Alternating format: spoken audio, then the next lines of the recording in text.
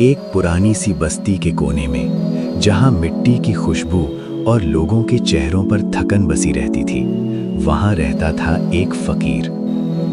लोग उसे बाबा करीम कहते थे। उसके पास ना कोई घर था, ना पैसा, ना कपड़े अच्छे, मगर उसके पास था एक सोने जैसा दिल। आज की कहानी है उस फकीर की जो खुद भूखा रहता था मगर दूसरों को खिलाता था। सुबह की हल्की धूप बस्ती की गलियों में उतर रही थी।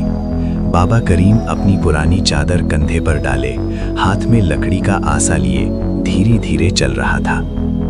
लोग उसे देखकर अक्सर कहते, देखो फिर आ गया फकीर।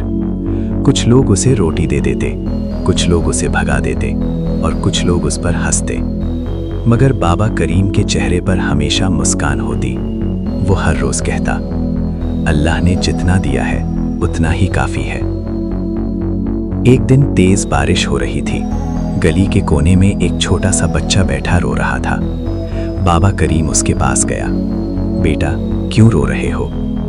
बच्चा बोला, 2 दिन से कुछ नहीं खाया। बाबा करीम के पास सिर्फ आधी रोटी थी जो उसे किसी ने दी थी। उसने बिना सोचे वो रोटी बच्चे को दे दी। खुद भूखा रह गया, मगर उस रात उसे नींद बहुत सुकून से आई। उस बस्ती में एक अमीर ताजिर रहता था, मालिक राशिद। वो लोगों को नीचा समझता था, उसे फकीर पसंद नहीं थे। एक दिन उसने सोचा, मैं इस फकीर को आजमाऊंगा। वो सादगी का लिबास पहनकर बाबा करीम के पास गया और बोला, बाबा, मैं 3 दिन से भूखा हूँ। उस वक्त बाबा करीम के पास सिर्फ एक सिक्का था जिससे वो अपने लिए रोटी लेने वाला था। उसने वो सिक्का उस आदमी के हाथ में रख दिया। बेटा, इससे कुछ खा लेना।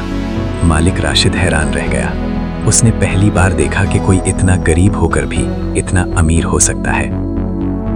बस्ती के कुछ लोग कहते, ये फकीर बेवकूफ है, जो मिलता है दे देता है। मगर बाबा करीम कहता, इंसान का असली इम्तिहान उस वक्त होता है जब उसके पास कम हो।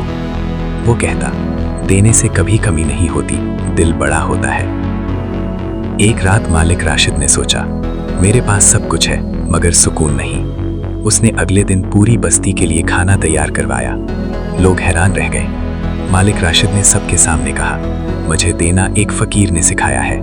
उसने बाबा करीम के लिए एक छोटा सा कमरा भी बनवाया, मगर बाबा करीम ने कहा, मुझे छत नहीं चाहिए, मुझे बस दुआ चाहिए। एक सुबह बाबा करीम यूजुअल जगह पर नहीं मिला। लोगों ने ढूंढा।